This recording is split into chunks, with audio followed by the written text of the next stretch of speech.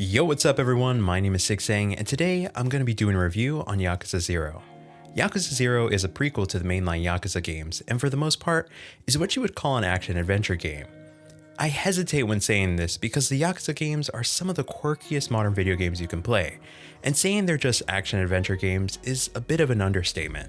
Yakuza 0 originally released on the PlayStation 3 and 4 in Japan in 2015, and would later have a worldwide release in 2017. A few years later, it would make its way to PC as well as the Xbox One. I played through this game on my Xbox Series X via Game Pass, but I later purchased this game so I could have my own copy. The Yakuza series is currently developed by RGG Studio, which is actually a subsidiary of Sega. And as I stated before, Yakuza 0 is a prequel, but the naming and order of the games in the series is a bit confusing. Buckle up, because I'm about to try my best to explain the situation. In the West, we know it as the Yakuza series, but in Japan, these games are called Like a Dragon. The main series of Yakuza games span from Yakuza 0 to Yakuza 7, with the next mainline game currently in development. However, Yakuza 7 was named Yakuza Like a Dragon here in the West, so it combines both the name used in the West with the name used in Japan. But going forward, all Yakuza games in the West will now share the same name as Japan, Like a Dragon. So basically, Yakuza 8 will be called Like a Dragon 8 across the world. Hopefully that wasn't too much of an information overload. Just know that the game we're talking about today, Yakuza 0, I will refer to as is. My first exposure to the Yakuza franchise was with Yakuza Kiwami, a remake of Yakuza 1 that I played on the PS4 back in 2017. Admittedly, it's still not a game I've beaten, but it got my attention and I've been following the franchise ever since. Yakuza 0 I started playing during the pandemic, and I played this game off and on until recently when I finally beat it for this review. There's a lot to talk about with this game, so let's not waste any more time and jump right into it. Normally for my review videos, I'd include a spoiler warning at this point, but for this review, I will not be going into any major spoilers. I will however talk about the basic plot of the game, so keep this in mind. Yakuza 0 takes place in the 80s and follows the stories of two protagonists who are part of the Yakuza, essentially the Japanese mafia. These two characters are Kazuma Kiryu and Goro Majima. You are able to play as both these characters in the game and follow their separate stories as they eventually become intertwined. First off, let's talk about Kiryu. Kiryu is a low-level Yakuza who does basic jobs for his family, but soon after the game begins, he is framed for a murder he did not commit. In order to prove his innocence, he comes to the conclusion that he must expel himself from the Yakuza to find the true killer. After he does this, he meets a man that goes by the name Tachibana.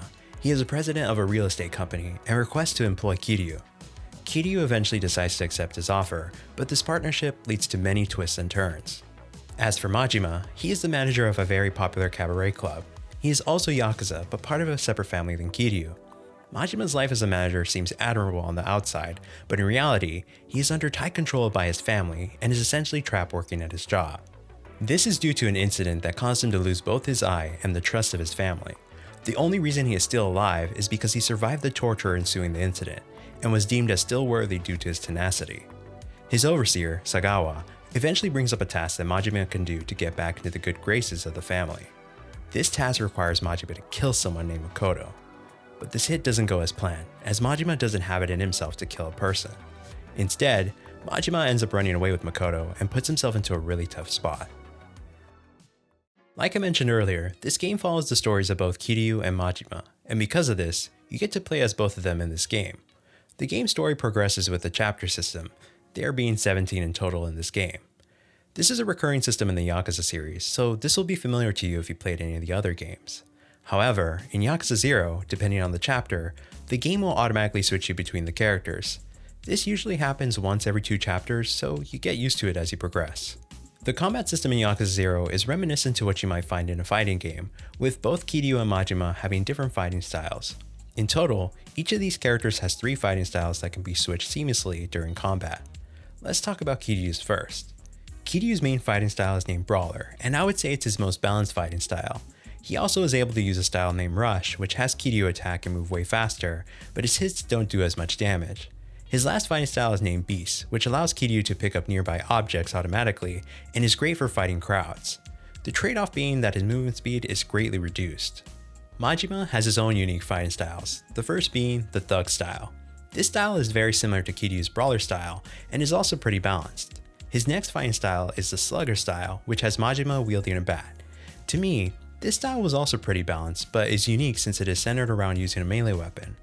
Finally, Majima's third fighting style is named Breaker, and in my opinion, is the funniest fighting style in the game. This style has Majima breakdancing to defeat enemies, and is pretty decent when fighting crowds.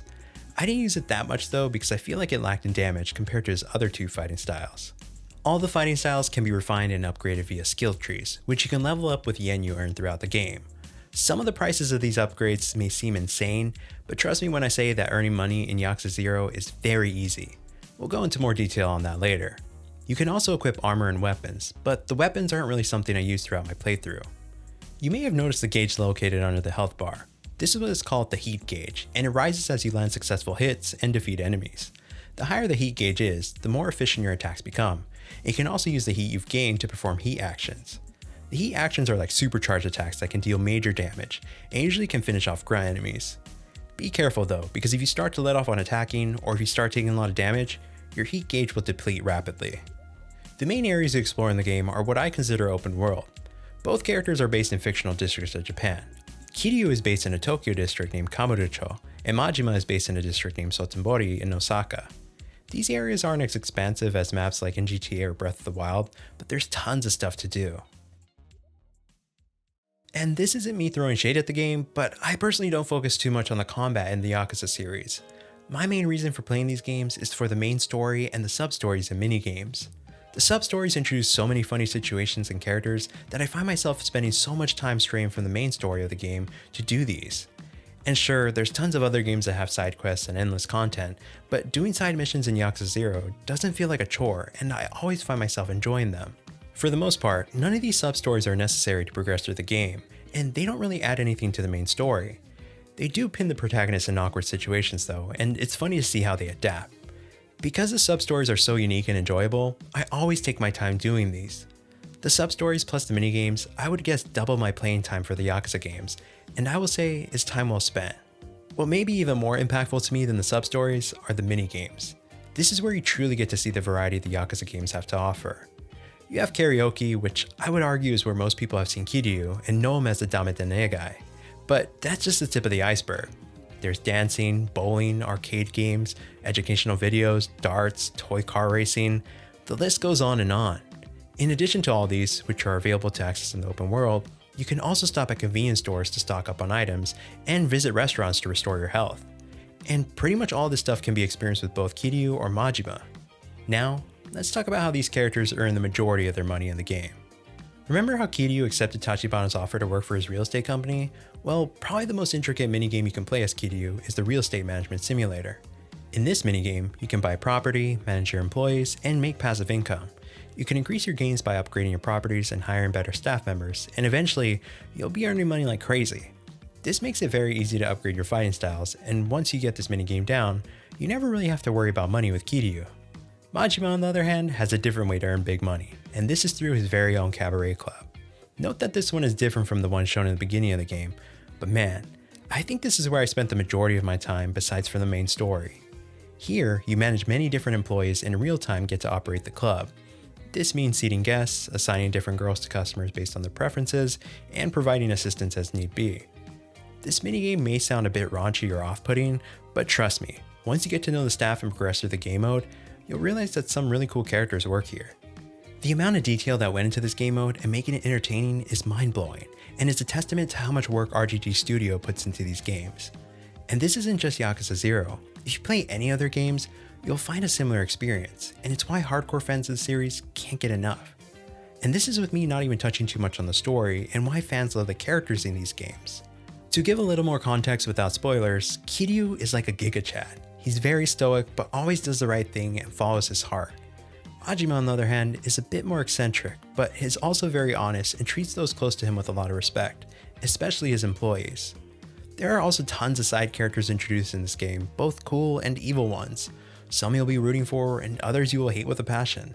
The story is very much drama-oriented, but not like a Netflix show with a bunch of teenage bullshit. In Yakuza 0, there's high stakes and a lot of plot twists, and the good guys don't always win.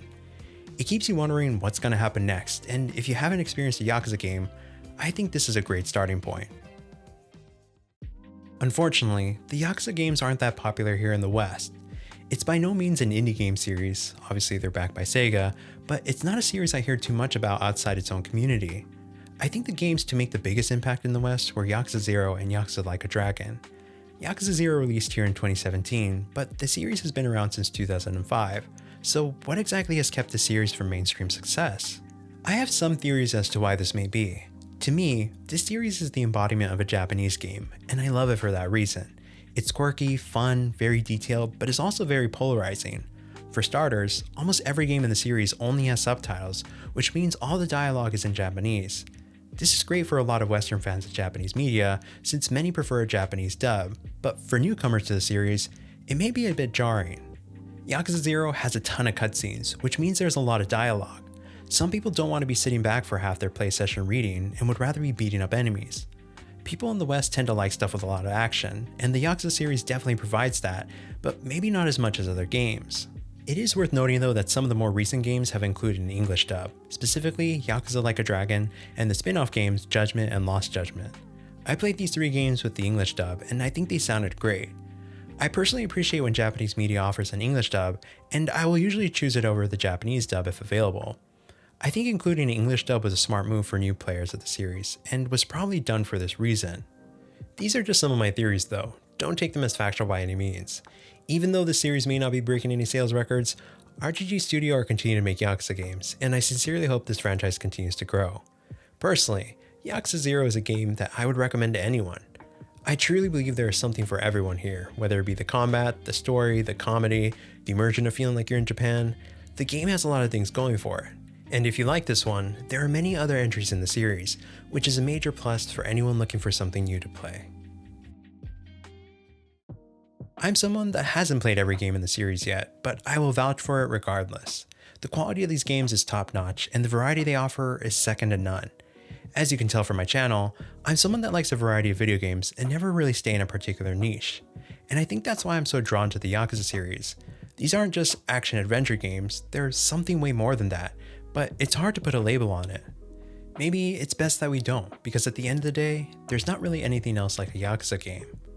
If you haven't already, do yourself a favor and try one of these games out. Yakuza 0, as well as the rest of the Yakuza games, are available on both PlayStation and Xbox, and also on Steam. So unless you're a Nintendo only person, there's not really an excuse. And no, this video isn't sponsored, I just want to see this franchise succeed and want other people who haven't played this game to at least give it a try. Anyways, that's gonna do it for this one. Let me know in the comments if you're a fan of the Yakuza series, or if you plan on giving it a try after watching this video. I'd love to talk to more people about this franchise. And if you like this video, make sure to give it a thumbs up and hit the subscribe button. I do a variety of video game content on my channel, including review videos like this one. And if you're interested, you can follow me on social media on Twitter and Instagram @sixsang for updates and funny posts. Thank you so much for watching, hope you tune to the next one, and have a great rest of your day. Peace!